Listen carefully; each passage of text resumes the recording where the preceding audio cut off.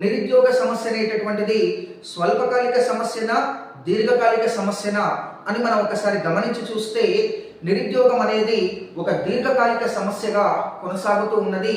స్వాతంత్రం నాటి నుండి నేటి వరకు 75 సంవత్సరాల స్వతంత్ర భారతదేశంలో నిరుద్యోగ సమస్య అనేది ఒక దీర్ఘకాలిక సమస్యగా కొనసాగుతూ ఉన్నది. మరి నిరుద్యోగాన్ని అన్ని ఉపాధి రంగాలలో కనిపిస్తూ ఉన్నది.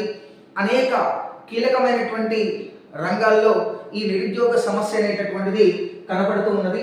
నిరుద్యోగాన్ని ఆంగ్లంలో, ఇంగ్లీష్లో అన్ఎంప్లాయ్మెంట్ అని చెప్పేసి పిలుస్తారు.